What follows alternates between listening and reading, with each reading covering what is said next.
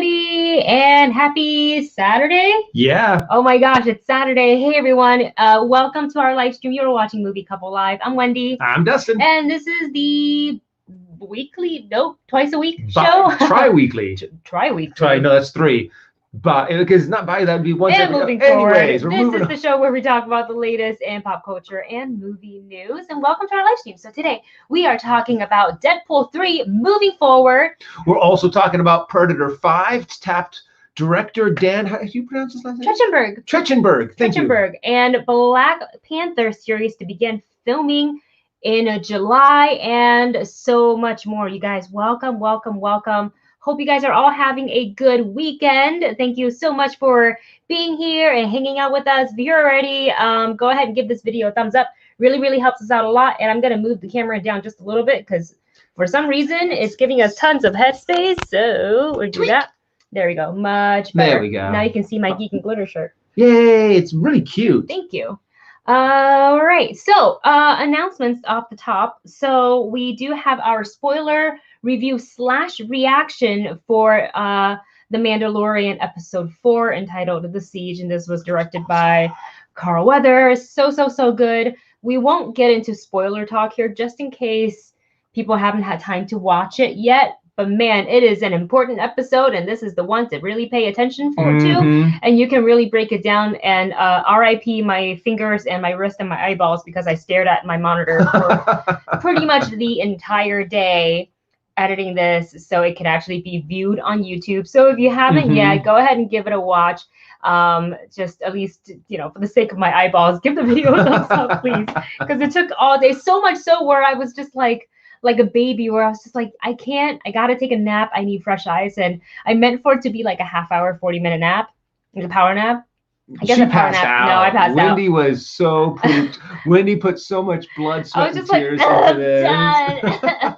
Well, because first you got to pretty much watch the whole thing again to get it down on the computer. Then you've got to edit it. Then you've got to add it on to the end. And you just put in so much time and energy into that, hon. I try to keep it short, but then because it's a reaction plus a review, it's usually over 20 minutes, so it takes time to import, export, upload, blah blah blah. Find out that upload didn't work, and then cut it down again. Yes, exactly.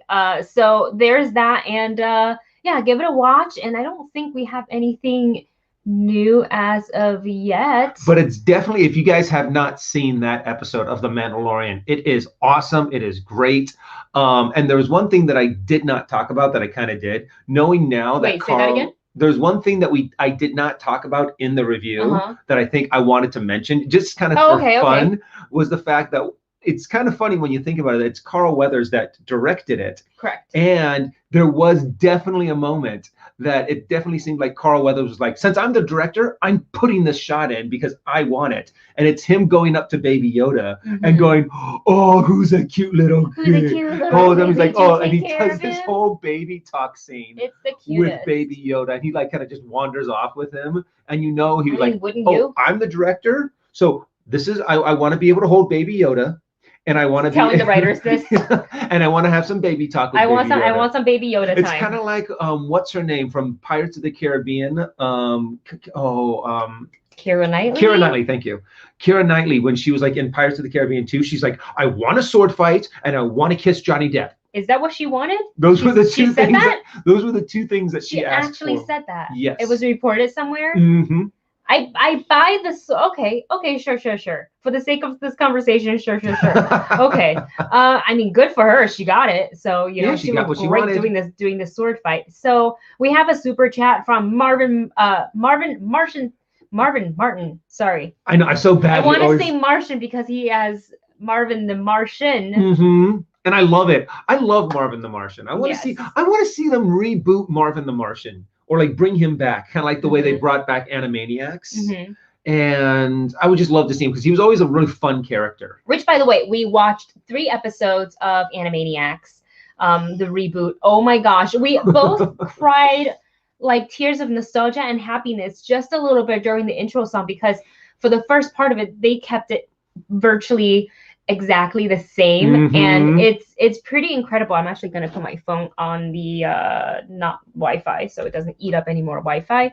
But yeah, it's so good. It's very clever, just like the original. It's witty, should I say, and it's awesome. And sorry, going back to Marvin's super chat, Deadpool and Moon Knight played Oscar Isaac in parentheses were both horsemen of the apocalypse.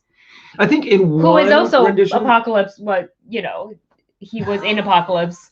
very true. That would be kind of weird if they So ever he's kind of mentioned that. Is that how Moon Knight and um, Apocalypse? I mean, how do you do both of them playing the same character? I think that mean, would be with funny Deadpool, just to they're mention it. breaking fourth walls and they're breaking different, either multiverse, bringing it together, or whatever you want to call it. I would love to see That would just be funny, just as a mention. I don't need to see it played out on screen, but for them to just even mention it would be kind of funny. I think Moon Knight and Deadpool would be a good combo to have too, because one, you've got two amazing actors in that. So one, they could play off of each other very well, and I think those characters themselves would also play off of each other very well. Yes, exactly. So that's a great observation by Marvin. Thank you so much. And we do have a Chris's Choice. Chris's Choice. Here we go, Chris's Choice. Thank you so much, Chris. Chris always hangs out with us whenever we live stream, whether it's here on YouTube, on Twitch, or on Live It, which is a little app that I don't think many people, in our core like viewer and audience even know about or use, but it's a fun little app. I enjoy it. I go on there every now and again. Chris asks, what is your favorite iconic dish at Disneyland? For me, it'll always be the fried chicken. Oh my at the gosh. Plaza Inn. We love the fried chicken at the Plaza that Inn. is it. It's so good. Okay, so because this is the thing. He said iconic dish. So that really makes it so it's more of like the sit down meal kind of thing, food that they offer at Disneyland, not like the corn dogs or the turkey legs. Cart, like a food cart sort of That's thing. more. But the dish, when it comes down to dishes, is that is that fried chicken at the Plaza Inn. It is so good. I'm trying to think of a different dish so we're not all saying the same thing, because then there's no discussion and he's not getting like a different answer. And let us know in the chat or in the comment section, what is your favorite iconic dish from whether it's Disneyland or Disney World? Let us know. What was it? When we went and did the holiday food that one year, they had that pudding. Wasn't it? It was toffee pudding. It was that sticky toffee pudding. And I was like, this looks, Once upon a time. It was so good. There was I don't remember if it was on the Food Network or the Food Channel or something, but it was a contest by Haagen-Dazs, and they had people come in and they kind of you can create your own flavor. And that's cool. There was a woman who was like, I want to do sticky toffee pudding, and I had never heard of sticky toffee pudding. And I remember, because I think this was before social media, so that's aging me just a little bit. I think, I am not sure, but they had it for a while, and I bought it for as long as they had it in store. It was so good. So imagine eating that sticky toffee pudding, but in ice cream form. Oh, delicious. They don't make it anymore. I can't find it anywhere. I don't know why no one has kind of gone back in and say, hey, let's go back to the vault and release this maybe in the holiday fall time, or something like that. And every single time I go to the store, I go to the ice cream aisle and I look at not just Haagen-Dazs, but Ben & Jerry, Talenti, or whatever 50 million other ice cream we have now. We have vegan ice cream, dairy-free ice cream. I look at all of them, because the second I see any brand out there do a sticky toffee pudding, getting it. Flavor, I'm getting it. And I still have come up empty-handed. I know, it's always weird when there's always those one thing that you try it for the first time, you're like, oh my God, this is delicious. And it becomes your favorite for a while. And then for some reason, they either pull it from the shelves, or they stop making it, or the manufacturer goes out of business, and you're never able to get that ever again. Well, yeah, but even sometimes if the company doesn't go out of business, they stop making it. I remember there used to be this amazing sweet roll set that you can get, the tube, and you'd put it out. But the thing sweet roll, like a cinnamon bun, more like a cinnamon bun. Okay. But what you would put down wasn't the icing. It was you'd crunch down this powder and nut mixture on the bottom. Like a streusel? Not really. No, that doesn't sound on the okay. bottom, and then you would put the rolls on top, and then you would flip it over when it was done baking, and it would all be like this caramelized, gooey nuttiness that was so sounds good. Really good. And Can't they find it haven't anymore? made those. I haven't seen those in like 20 years. If we, oh, how sad. You guys, if And you I'm so sad. know what we're talking about, put that in the comments, put that in the chat, and we'll try to look for it if we can find it. I mean, maybe we just have to hit a specialty store. Well, no. I remember it was made by, what is the one with the Pillsbury Doughboy? Pillsbury? It's kind of like, hey, Justin, where's the Leaning Tower of Pisa? Yeah, so Pillsbury. I think it was Pillsbury that made it, and then they changed it, and it tasted really weird. Twitch, and then I would have like clipped that moment. I would have clipped that moment because it's so funny. I'm sorry. Anyways, oh my gosh. There's so many different foods out there that I remember being so good, and then them canceling it. Yeah. And I'm like, why? But yeah, what is it called? The chicken. The chicken at Plaza. Yeah. Sorry, going back to Chris's question. The thing is about the chicken is that's what we always get, kind of a thing. We're like, if we go and have like a sit down dinner. I'm trying to think. There's also the sandwich. I found one, but they don't have it anymore. But you go ahead. The sandwich first. At the Don't look like okay. You look like you're ready to flip them off. It's a deep fried sandwich, a Monte Cristo sandwich. Oops, sorry, sorry, Ronnie. Oh no, I lost Chris's. No. There. At the Plaza, not the Plaza Inn, but the one that's in I can't remember names for the life of me. Okay, well, today. where is it? It's next to close to the Haunted Mansion, but it's not the walk-in one. The French something other. Yeah, the French Market. Chris, help! Chris, no. My brain and names are not working well, but they have a Monte Cristo sandwich in there that's really good. Yeah. That I really like. I would say I don't think they have this anymore because this used to be, it was just the pier, the dining in DCA. It was just the pier. It was before they changed it to the Pixar Lounge, the lamp. Oh yeah. Right? But when it was the Ariel's Grotto. Yes, thank you. Yes. The lobster nachos. Those lobster nachos. I was thinking because everybody kept on saying, "Oh, the lobster nachos, you got to get it," and I was like, "Okay, not lobster nachos."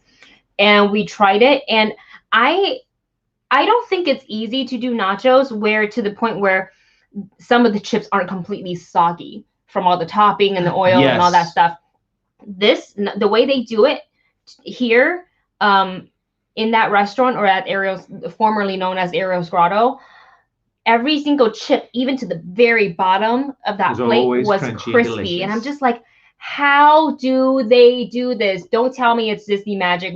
That's the one thing we always got, and sometimes they would sell out because they would run out of ingredients to do it. Mm-hmm. That's when you know. So yeah, that is both of our answers. I don't think anybody even wrote in anything about favorite foods, but let me just check. It's like maybe the chat's being a little funky. No, I actually got the chat working on my phone, and I'm like, hey. But anyways, Chris, I hope that answers your question. Thank you so much, of course, as always, for your super chat and your support. Thank you so much. Let's go ahead and move on to our news flash. And in today's news flash, we are talking about Gal Gadot and her statement on Wonder Woman 1984 being released in theaters and on HBO Max on Christmas Day, which, by the way, Ellis promptly texted me the second the news dropped. He goes, well, we know what movie you're watching. On Christmas, Christmas. And I was like, Wonder Woman. Nobody talked to Wendy for 2 hours. She's watching Wonder Woman. So on her social media, she released this statement, and it says, "It's time. We've all waited a long time for this one to come. I can't tell you how excited I am for all of you to see this movie. It wasn't an easy decision, and we never thought we'd have to hold on to the release for such a long time, but COVID rocked all of our worlds." Yes, it did. Yeah. And we hate it. That's not her quote. That's just me adding color to it. And here's the rest of her statement. "We feel that the movie has never been so relevant, and we hope that it'll bring some joy, hope, and love to your hearts. Wonder Woman 1984 is a special one for me, and I can only hope it'll be as special for you too. We put our hearts and souls into it so you can watch it in theaters." And in parentheses, she writes, "They're doing an amazing job keeping it safe. and you can watch it on HBO Max from your homes. Sending you my love. Please keep safe and wear a mask. Happy holidays to all of us, and let the light shine. And she even types like Wonder Woman. Like she is Wonder Woman. So that is a really good quote. That's Yeah. a really good. And it makes a lot of sense too. Yeah, it's been a long time. It's almost getting pushed back an entire year. It was supposed to come out at the beginning of this year, right? This year? Yeah, it was supposed to come out It was like March, April. Yeah, it was like, I think it was. Oh April no, it was a summer. initially. It was like a summer release, huh? I think they pushed. I don't. You know, honestly, the film's been delayed so many times I can't even keep it straight anymore. But we were supposed to get it this year. Yeah. And now we technically still are getting it this year, but not in the normal way that we like, because honestly, what is normal anymore? So this is, and I tweeted out saying this, I feel so conflicted about this because I love the ability of being able to see Wonder Woman from home. Just, you know, and luckily we're both subscribed to HBO Max, so getting to watch it over and over and over, probably like I could do two watches in the same day if I want to, which I probably will, because that's usually how. Well, and there's also the fact that now that we can pause it and be like, oh wait, let's go see that again. Did we miss something? Or like, that was so cool. Yeah, let's just go back and see that. Yeah. Or if you need to go to the bathroom, you can pause, which is an ability you don't have in theaters. However, unless they're letting some drive-thrus have this movie to be released as well. Yes. We will definitely go see a drive-in. We still don't feel safe going to the theaters. Like the fact we haven't gone and see family is, we've seen family, but to see friends, like the last time I saw anybody who's a friend in person, like up in, like this close proximity, was March. Before the first lockdown. So going in theaters it's still like a no for us. However, if they put it in drive-ins, not drive-thrus, drive-ins. What's happening? We're used to saving drive-thru. Drive-thrus, we do. But yeah, drive-ins. Drive-ins. We will go to a drive-in as well as watch it on HBO, so they can kind of like tick the numbers up for both of them. You know, we'll pay for the ticket for the drive-in, and then we'll watch it again on HBO Max, because that's how I do. But yeah, I just really sad. I'm just really sad that they tried so hard to find that, like, let's just keep pushing it back, and let's, but how long can you really push a movie back to continue to market it and this and that when it's so up in the air right now, when everything can kind of go back to normal, and that depends on so much more than just like, flattening the curve and like the vaccine and this and that. It's kind of, and every single state has like a different approach to everything. Where like in LA, we're pretty strict over here, so it's like I don't even know, but I'm grateful for her statement, and I think I find it really, really sweet. Yeah, and the fact that she's right, it's about time for it to come out. People have been wanting this for a really long time, so it makes sense for them to bring it out and be like, okay, you know what, just put it out on HBO Max. Put it out in theaters where you can, maybe do some drive-ins, and just celebrate being able to have this movie. Yes. True, it may not be in the exact format that we want. It may not be able to be with being able to get a whole bunch of your friends together, buying a whole bunch of popcorn, and just shoving it in your mouth while you're watching Wonder Woman in the theaters with, incredible surround sound. But we still get to get it. So there's going to be just that little taste of normality that we get to have once again. So I'm excited that we get to see it, and I can't wait. Even if we see it on HBO Max first, I still kind of want to go see it at a drive-in. Yeah, and we'll just remember to turn our car on at least once or twice during the movie, so my car doesn't. So we're not stranded. MK Songbird writes, Wonder Woman 1984 will only be on HBO Max in the U.S. for 1 month following the theatrical release. Releases internationally on December 16th. Oh, so everybody else gets to see a little bit before we do.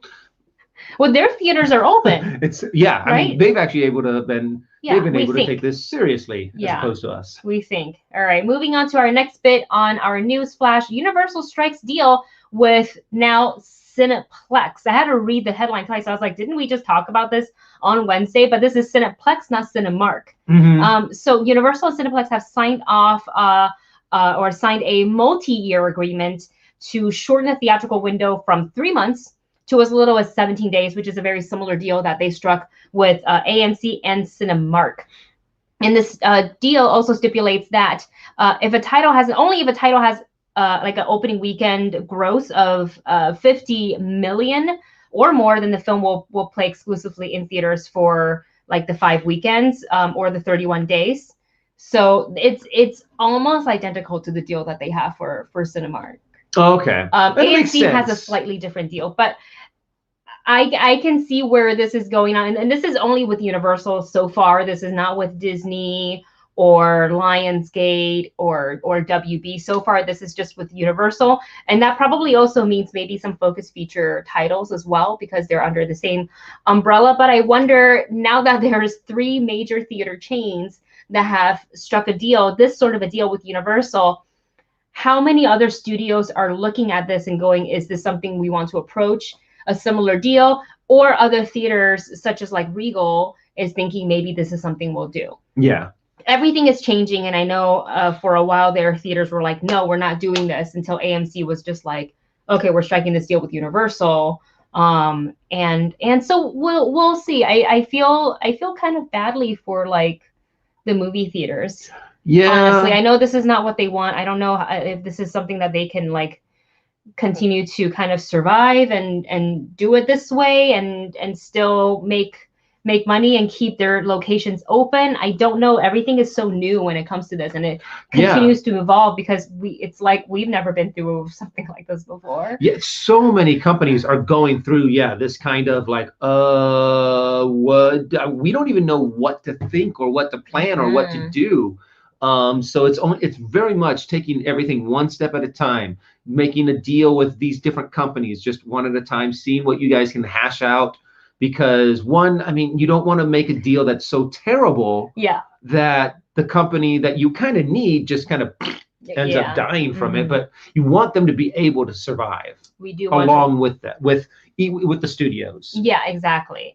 You need to work together, people. I just want to be entertained by movies. Like, that's just the thing, is we love movies so much. We not only love watching movies and falling in love with the stories and its characters, or maybe yelling at the screen because you feel so affected by a certain character or a certain storyline, but it's also the whole theater going experience. Like, I'll never be able to forget, sitting down for Avengers Endgame, and when, all the portals started opening, and you hear on your left, and you hear that like kind of ripple of gasps through the audience, and you're like, we got this, here we go, this is it. And you're just so enthralled by what's happening on the screen, and so is everybody around you. Like, that's what's great about a theater going experience for me. It's the whole thing of people standing up and cheering for Rocky at the end of Rocky. During Avengers, when Hulk smashes Loki and everyone's laughing so hard and so excited, so much on their that you have no idea what his next line was, kind of a thing. You're like, wait, what did the Hulk say? We have to pay. We have to pay again to see it. Endgame, there's so many moments in movie-going history to where you wanted to be around a ton of people that are just super fans. Yes. And I really miss that. Yeah, and we also have a super chat from Chris. Again, thank you so much, Chris. Chris says, we're all going to be watching Wonder Woman 1984 at home. Wendy will be watching it at a drive-thru and pull up to like a McDonald's. Be like, excuse me, where's my Wonder Woman? Where do I park for Wonder Woman? And they'll be like, what? Do you want fries with that? Yes, I do. Yes, I do. Yes, I do. All right, and now moving on to our main topics. We're talking about Predator 5. Can you believe Predator 5? Wow. Yeah. TAPS director Dan Trachtenberg. So this is 20th Century Studio. I still wanted to say 20th Century Fox, but 20th Century Studios is developing a 5th Predator movie with director Dan Trachtenberg, who directed 10 Cloverfield Lane. And the script is being written by Patrick Einson, whose credit includes series such as Kingdom, Jack Ryan, and Treadstone. And the plot is currently being kept under wraps, but Deadline does report that it will not swing back to the developments in the most recent film. Okay. So it's like, what that says to me is you saw it. No, that's the one with the Shane Black. Was it Shane Black? Well, also Shane Black. Let me show you the poster. Maybe you'll remember. Well, no, it was also with what's her name from Fast and Furious? No, Apocalypse. She played Psylocke. Yeah. Olivia. Olivia, that's And yeah, this one. Yeah. Thought it was all right. Had fun with it, you know. I think. I honestly don't It was one remember. of those movies that you're kind of like, oh, okay, and you kind of forgot about it a little bit. Yeah. But yeah, so there was that one. There's the one that they did called Predators. Then there was Predator 2, and then the original Predator with Arnold. I'm trying to remember if I did like The Last Predator or not. I can't remember it. I don't think I hated it. I don't know.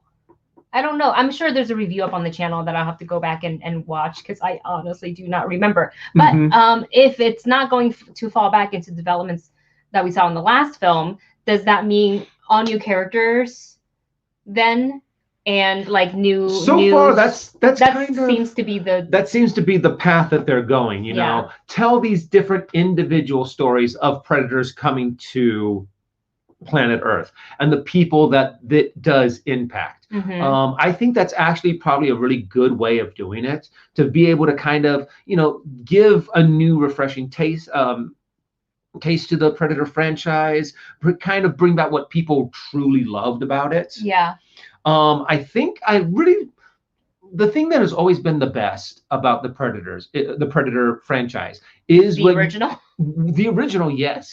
They're the best But ones. The fact that the whole point of that movie that made it so good was them being hunted, kind of a thing. It was these elite forces that were there. They had no idea that the Predator was there, and they're kind of like, wait a second, what's going on here? They had to figure it out, how to outbeat the Predator from hunting them. So, and it's more of the cat and mouse that is, I think, more of like what the Predator franchise's bread and butter is. And keeping that the way it is, I think, is a good, but it's really hard because it's really driven by the people that are being hunted. Yeah. So you really do have to find just this cast. Get to the chopper! Get to the chopper! Come on, please! I feel like for me, the main selling point, and I agree with what you say, but I also want to just see badassery from the Predator themselves. I mean, we already know that they are. Yeah. But I'm such a weird person, but I'm like slightly obsessed with the clicking sounds that they make. Yeah. I actually so creepy. Used to have that as like a text ringtone. I can't do it, but because that just sounds like a cat's purr. But I had it up until like it went off once at 4 a.m. and I was just like, yeah, no. Changing it immediately because it freaked me out, and I pulled the covers. I'm like, what is happening? But yeah, this is with Dan Trachtenberg. I'm curious to see in which direction they're going to go. I'm curious to see the cast, and I'm curious to see if they're just gonna like not acknowledge at all what had happened in the previous film and just give us like a whole different Predator movie. So they're all like kind of like anthology films. Well, it kind of makes sense too, because I mean, heck, they didn't acknowledge anything from like the Predator versus Aliens kind of moments and franchises. And it's really good to tell these individual stories that have no link to each other. Yeah. Kind of, or maybe they have a very hairline kind of link to it. Yeah. And I mean, the director has obviously worked within the horror genre. He also directed a episode of Black Mirror. Yes. I think it was that playtest. That was a pretty, it was season 1, I think. Season 1 or season Which 2. Really did rely on what was very much a horror game that he was playing. Yeah. And what's kind of cool with Black Mirror show episodes, they kind of get you in here more so than visually. It's not, not many episodes are gruesome. I mean, a couple of them are, but mostly you're thinking about, it makes you think, and it creeps you out psychologically. Yeah. Which is, I think, sometimes more terrifying depending on the kind of person you are. When I was younger, like the visual stuff would really frighten me. The older I get, the more psychological stuff really gets to me. Or the ones that's like too real, like, intruder in the home. And I'm like, nope, that's like strangers, way too real. And thank you. I think is a really good path to kind of go down for the Predators, kind of the Predator franchise, is that intruder in your home kind of a thing. So on your planet. Yeah, an intruder on your planet, an intruder in your jungle. And I like the change that they made from Predator 1 to Predator 2, which was they changed the jungle that you were in from the jungle into like the city jungle. Kind of thing. Yeah. Well, I guess we will see. But it's always, I think, good to hear about a movie that's kind of, you know, taking steps forward instead of, because all we hear now is like movie delay, movie delay. But I was like, put something in production, Yes. or in development. I don't know if they can really go in productions right now safely. But speaking of movies going forward, let's talk about, I'm so excited to talk about this, Deadpool 3, guys, moving forward. So according to Deadline, Deadpool 3 is moving forward with Bob's Burgers veteran writers Wendy and Lizzie. I'm going to get this last name. I'm going to butcher. I'm so sorry. I believe it's called, it's pronounced Molyneux. And Ryan Reynolds is set to reprise his role, obviously. And this film is... you would have riots. I would not want to if Ryan Reynolds was not involved in this. He would not let it happen. Yeah, true. He's like, no, this is my character.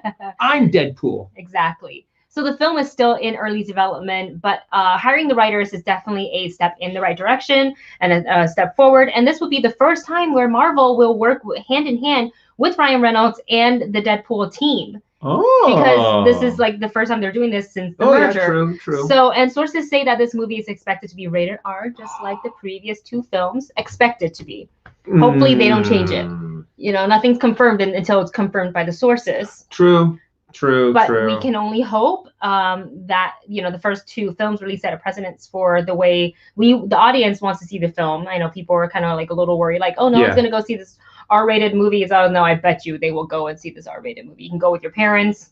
You can, I'm not going to say the other things because I don't recommend doing those, but I definitely do things like that when I was younger that I will not say about how I got into an R-rated movie when I wasn't the right age. But anyways, yeah, this is super exciting. Love Deadpool 1. Love Deadpool 2.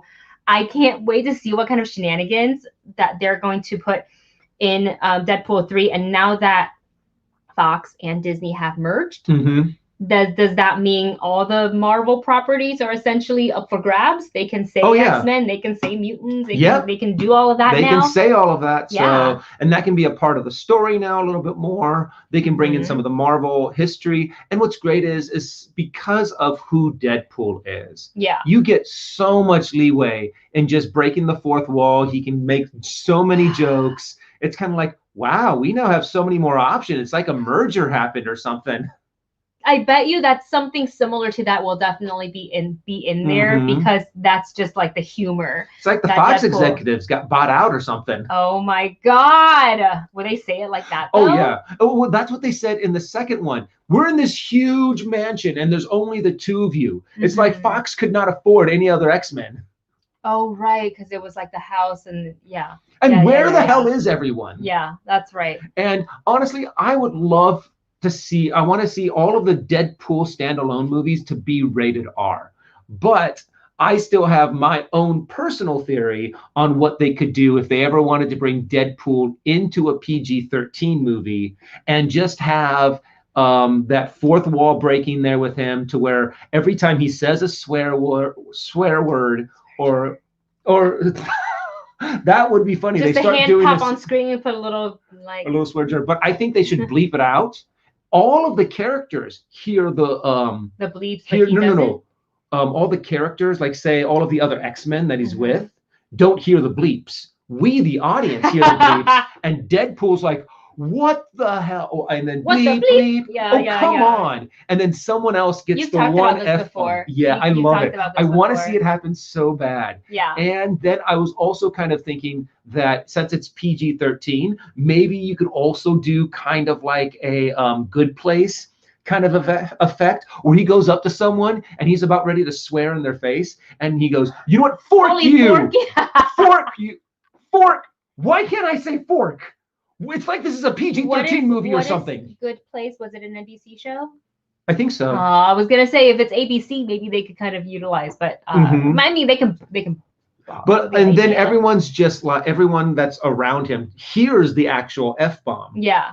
And then it's just Deadpool and us, the audience. So we're kind of in on the joke. Yeah, and I'm loving some of the comments too from the chat.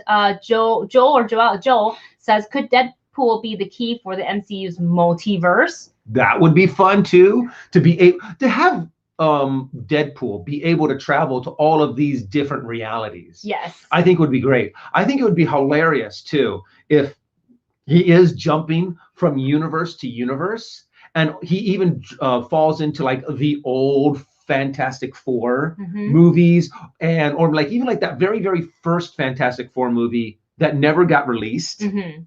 kind of a thing, to where he's even like pops in there and goes, "Uh-oh, let's get out of here." Yeah. So, and it also says from Andrew, Colossus can be with his sister Magic, played by Anya Taylor-Joy. So there's lots of possibilities. It just depends on where they want to take the story, and but I feel like there's a lot of like potential and a lot of like creative freedom with Deadpool 3. Yeah. So and it's kind of fun to not know to not know what to expect for this movie, and Joe also says it's a stretch, but I really want Hugh Jackman to play Wolverine again. He potentially could, because they're all friends, just to make a short little cameo in a flashback, Oh yeah, in a it would flashback. have to be a flashback. And Can then we get like a Ryan Reynolds like Weapon X, when they well, there was, remember at the end of the second one, oh yeah, that's there's right. that moment where they took that clip from which one was it? Was just the Wolverine Origins, and Deadpool just comes in like poof, shoots the mouth in the head. He goes, "Hey, how's it going?" Boom, boom, boom. Just just taking care of some business here. Yeah. Boom, boom, and then walks out. It was funny. We have another super chat from Marvin. Thank you so much, Marvin. He says, powers by accident, cool, but born with it like mutants, they're called freaks. Yeah, why is that? Oh, why is that? That's the whole. Yeah, that's actually, what is it? I'm trying to remember in which X-Men comic they did mention that. Is that you have people that are born with the powers are freaks and mutants. However, say like a normal human that was given superpowers like Captain America is perfectly all right. So yeah, it's that weird. There was this one Days of Future Past kind of episode to where it was Magneto leading the entire army of mutants, and they're like, oh, they just sent in a new flood of superhumans against us, and it was all of these humans that had been given mutant-like powers. And yeah, it's that. What's the difference? They're still exactly the same thing. Yeah, they've got special powers that we don't, so it doesn't matter how they get them. And speaking of Captain America, Steve Rogers, Debbie says, if somehow Deadpool falls into a Steve Rogers situation, how long would it take to hear Rogers say language to Deadpool? I would love that. I would love that. I think that would be hilarious. Awesome. I think that would be awesome. All right, guys, and moving to our final bit of news today, we're talking Black Panther sequel to begin filming in July. So this was reported by The Hollywood Reporter. Marvel is readying Black Panther 2 to start shooting in Atlanta in July for upwards of 6 months. Stars such as Letitia Wright, Lupita Nyong'o, Winston Duke, and Angela Bassett are expected to return, with some saying Wright's character Shuri might be taking more prominent role in this film. Marvel has not revealed its plans on how to proceed without Boseman, but has indicated that it will not use CGI to include the late star in the film. Oh, good. Probably what they'll do is be able to pull some old footage that they have, maybe some deleted footage, Leia, and do that. Yeah, kind of do a little bit of an homage, saying what happened to Black Panther. And what happened to T'Challa? Well, what happened to T'Challa, and what's going on in this new movie? To whether it's Shuri that's now the new Black Panther, because there's so many different options that they have to go forward. So I'm really curious on what they're going to choose. But I'm also really glad that they're not going to be using CGI. No, I wouldn't want that. No. I feel like he obviously is so important to the franchise. He is Black Panther. Yeah. I just can't. It's going to hurt to watch the movie. We all know it. And I know we won't be seeing the movie for at least another like year or two, or maybe 3. Depending on how the pandemic plays out, because they have pushed everything so far back.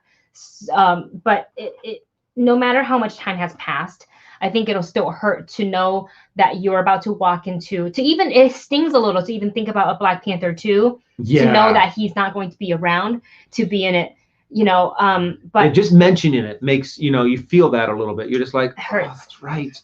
But I think that to have Shuri make to be more prominent, and maybe, and this is all speculation, this is our theory, for her to assume the role of Black Panther, to me, would be the right step forward, instead of another person, and to have to introduce another character. I mean, really depends on how they do it and how they want to say it, but I feel like she is the right person to take the mantle. You know, she obviously loves Wakanda. She's super smart. And she's tough too. At the end of Black Panther, at the end of Endgame, when she came out, and she's just out there fighting front line, you know. So yeah, I think she would be a really good choice. And you know, I would love to see that moving forward, to where she's not just in Black Panther 2, she's also in Black Panther 3. She's actually playing the Black Panther role in other Marvel movies. So and also, this is the thing, I haven't really followed a lot of the Black Panther comics. I'm curious on how many other people besides T'Challa and Shuri. I think Shuri has been Black Panther in the comics. Well, Debbie's saying that too. Debbie says this is how it goes in the comics. Oh, okay. And I'm wondering if there's anyone else, because, you know, it's kind of like Batman. How many different people have actually taken on the mantle of Batman, kind of thing? Whether it's Batman Beyond, whether it's Robin, who actually took on the mantle of Batman a couple different times, the different Robins. So I'm curious on, in the comic books, what other people have actually taken on the mantle of the Black Panther. Yes, and we have a super chat. Hey, Marvin, again, another one. Oh my gosh, thank you. Last Black Panther, BP, I'm assuming is Black Panther. Prove you are cool. You can abandon kids, and they get vilified while you're given a pass. I feel like maybe he's talking about. Oh gosh, words are escaping my head. Michael B. Jordan's character. I'm assuming that's kind of what they're talking about. Like, he was kind of, you know. How he kind of left kids behind. I don't feel like he was vilified just because he was abandoned. But is that what you're saying, Marvin? I feel like, what was that? So there's a bug. Oh, I was like, what just happened? And it got like right in my face, kind of a thing. Got it. Sorry. Got it. Yeah, give us a little bit more context if you can, Marvin, because I don't want to misquote you or anything like that, but let us know. And Debbie says, Dustin, there's a recent comic run where Shuri takes it on.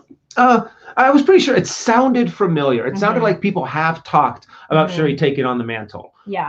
And also, I think that is just a really good move. Killmonger is his name. Killmonger. Gosh, my brain is not working today.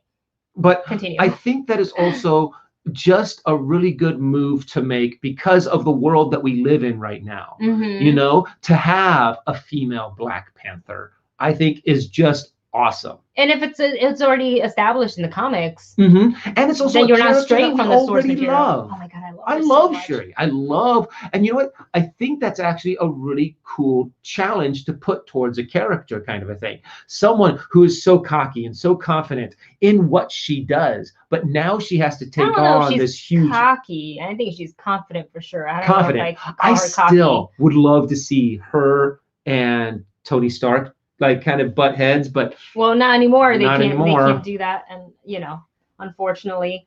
But yeah, this is interesting. I think one of I see the fly now. One of the things that I'm like most curious about is how, and I know it hasn't been released, so obviously in due time, but how are they going to acknowledge that T'Challa is not around, and why Shuri has to take up the mantle? Yeah. Like, how do they acknowledge? Are they going to say that he died? Are they, you know what I mean? Like that what are they going to say? So Debbie just dropped a nice little thing in our a little background on Black Panther in our Discord. So we are going to read that after the show.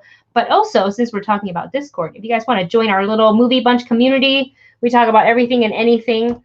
Going to put that in the chat right now, and you can join if you would like. Jack says it's like passing torch. Yeah, very much so. And being able to pass the torch, especially when a tragedy happens, is something that's it's very difficult that you have to be able to get it right. You have to set the right tone. You have to have the right challenge for the new character to be able to prove themselves, Right. but make it so it's still reminiscent, so we still have that connection to the previous character. And so it's tough. Yeah. They're going to have their hands full. They are going to have their hands full. I'm gonna go to Noah's comment because he keeps commenting he's spamming the chat a little bit. I will read it. I don't usually make a habit out of this, but I will read it because you seem very passionate about this news. Before you end this, I found more news. Sonic the Hedgehog 2 is set to start filming from March to May of 2021 under the code name Emerald Hill. Can you talk about it, or have you already? We have not talked about this. We don't know much of the Sonic the Hedgehog 2 aside from what you just put up there. If they are starting to film next year, would make sense because I think it's safe to talk about it at this point. I feel like the people who wanted to see Sonic the Hedgehog have already seen it. Yeah. But there was a nice little mid-credit, post-credit scene that sets it up for a sequel, which we're both very excited for. So that's exciting. We really am so happy, or should I say are so happy with the direction that Sonic the Hedgehog actually ended up going, because I still remember the first time I saw the trailer and saw the first rendition of Sonic the Hedgehog. And I remember. Not just like the weird long limbs to make it too human-like, but it was the human teeth.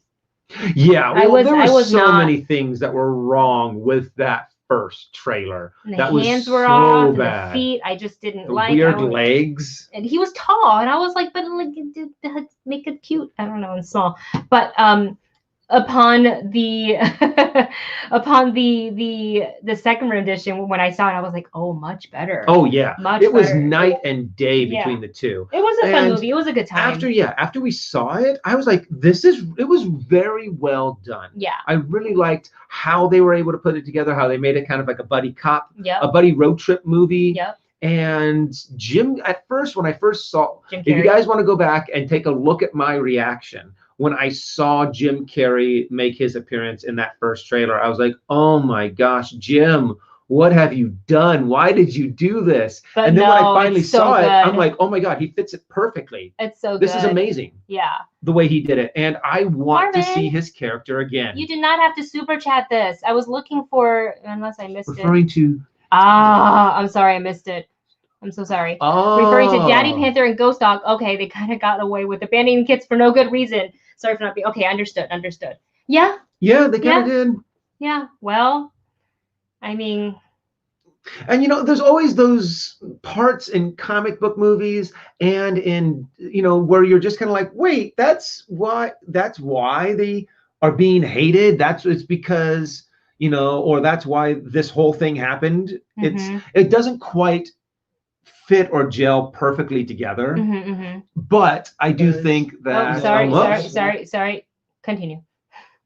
That, I mean, yeah, they still have their hands. I think hopefully they'll be able to make that transition from one Black Panther to the next a little bit better, make it a little bit more clear, make it a little bit more... I mean, and that's also another thing. I'm wondering if there's going to be some controversy about the new Black Panther, about Shuri taking it over. I'm talking about in the movie. Yeah, not with the I don't feel like the fans are going to... I think the fans are going to like it. Yeah. But I think that would be a really good thing to kind of talk about. Every transition of the Black Panther, there's always a huge controversy about what they did before, kind of a thing. Well, they have the whole like ceremonial battle, you know, for the next in line, and then the next to sit the throne. Like, it obviously was a big deal with and he have to do it twice.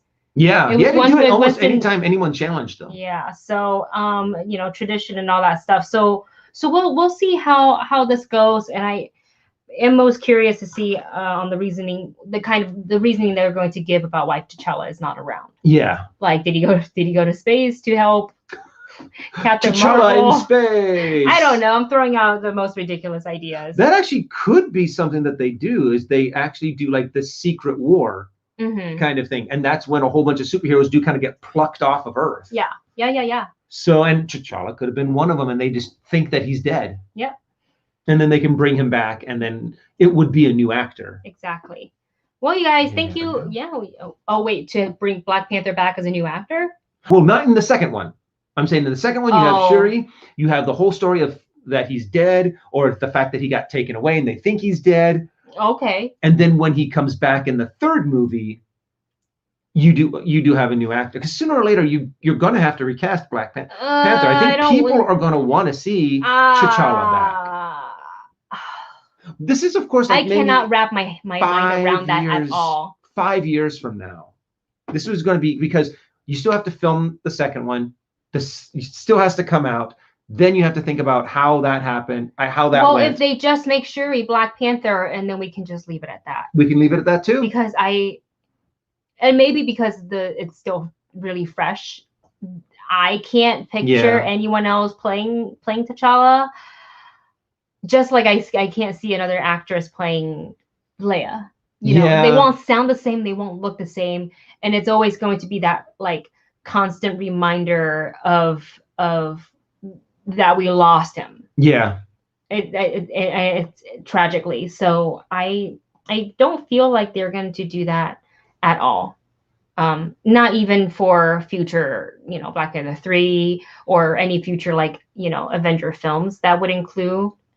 Yeah, I don't think. But again, we never know. Yeah. We never know. So we will see. Well, you guys, thank you so much for hanging out with us today. We had such a great time chatting with you. The link for our Discord is, Lamont, whoa.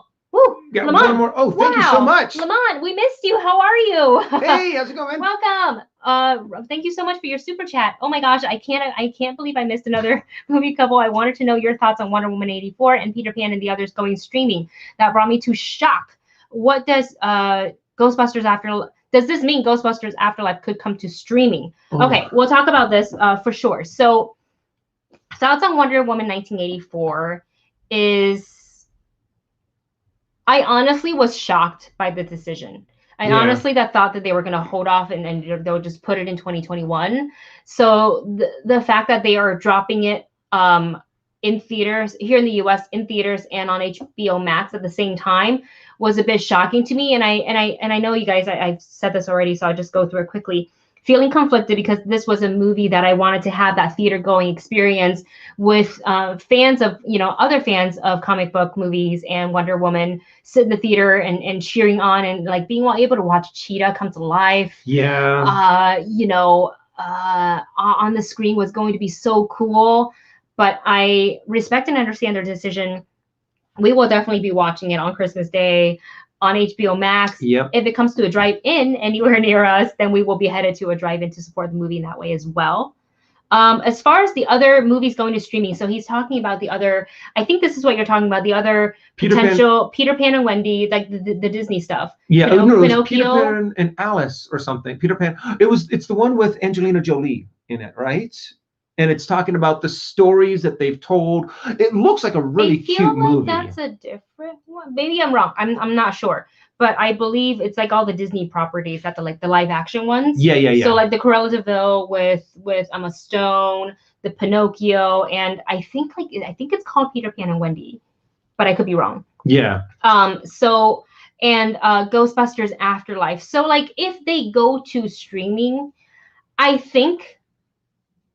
I don't know if those are confirmed to go to streaming. They're not confirmed. I don't think. As far as we know, I don't think. Yeah, it has not been confirmed exactly what they're doing. Mm-hmm. But I could. Oh man, I mean, if Wonder Woman is going to streaming, the next we're looking at the next indicator for, you know, upcoming Disney films. The indicator will be what they do with Black Widow. Yeah. To see how they're going to release that. Will they do like the Mulan model where they do a premium of what was Mulan, $29.99, right? Yeah, it was $29.99. I think it was donated by Lamont. Yeah, Lamont gave us the money for that. We saw the movie because of Lamont. Thank you so much. Thank you so much. It depends on what they want to do with Black Widow. If they're able to push it until next year. Yeah. Or if now they're seeing that Wonder Woman has taken this route, if they'll do the same and do a simultaneous release of in theater and on Disney Plus on the same day, and then so you can leave the audience, the consumers, to say, yes, we feel safe going to a theater that's open near us, or no, we don't feel safe going to a theater, so we'll watch it on Disney Plus and we'll pay this money. Yeah. On top of what you already pay for on Disney Plus. And then, so it just really depends on how they decide to do with Black Widow. I think, however, I don't know if like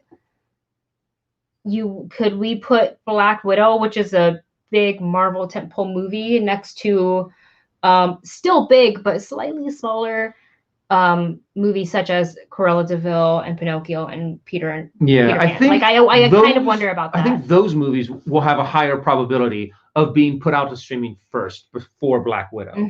But then you just keep on getting hit with, well, yeah, Wonder Woman 1984 got put out on VOD. So not an easy decision, it's guys. Not going to be an There's easy a lot decision. to look at. You know, are they going to make the money back from all the marketing that they did, the cost of production, from paying people's salary for being, you know, working on the movie? You know, there's a lot. It's not just like oh, Wonder Woman did it, so we'll do the same. I think it has to be, they're talking about it. They've been talking about it, and they're still talking about it until today, I'm pretty sure. As far as Ghostbusters Afterlife, we haven't heard much of anything. I feel like that one. And that's one that I've been dying to see. I know. The trailer that they released was so good. So good. I feel like that one could wait. I feel like that one could be pushed. Yeah. To stay in theaters. We have been waiting for a Ghostbusters sequel for many years. So I think this one has a little bit more of a longevity lifespan that you could be like, oh, you know what? Let's bring this out in 3 years. Yeah. Because it would still work. It will still fit. There's no other properties that are based around it. Whereas Wonder Woman, Black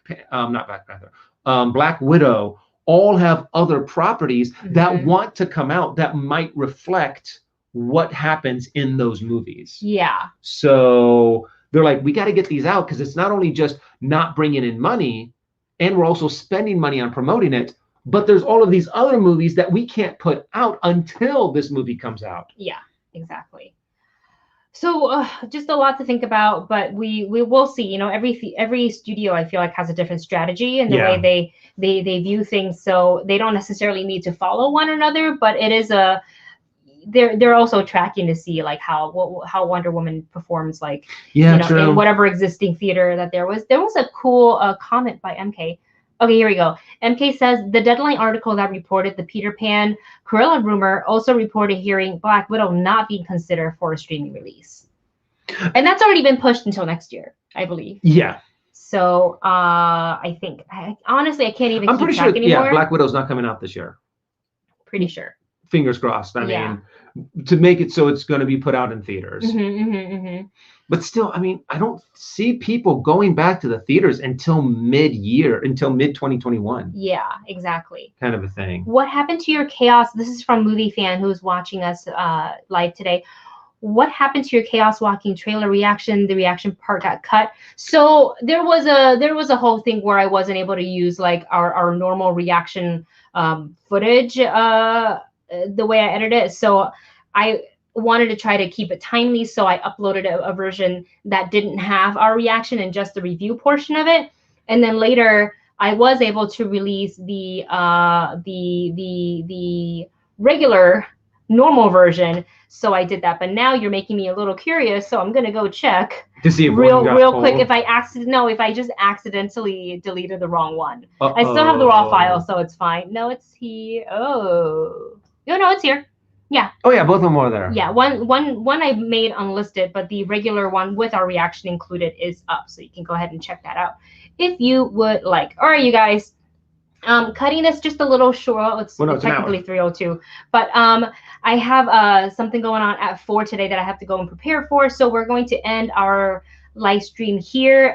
Dustin and I might go back on Twitch and play some video games later tonight. Maybe a little bit today. It'll be like late tonight. We'll see. We'll figure it out. But if you haven't followed us on both of our Twitch channels, we have The Movie Couple, twitch.tv/The Movie Couple, or twitch.tv/Wendy Lee Zaney. There is both. So look for us on there. And yeah, thank you guys so much for watching. If you're here already, if you enjoy our discussions, go ahead and give this video a thumbs up. It really helps us out a lot here on YouTube. Subscribe if you like our content. And you guys, we will see you guys on next Wednesday coming up.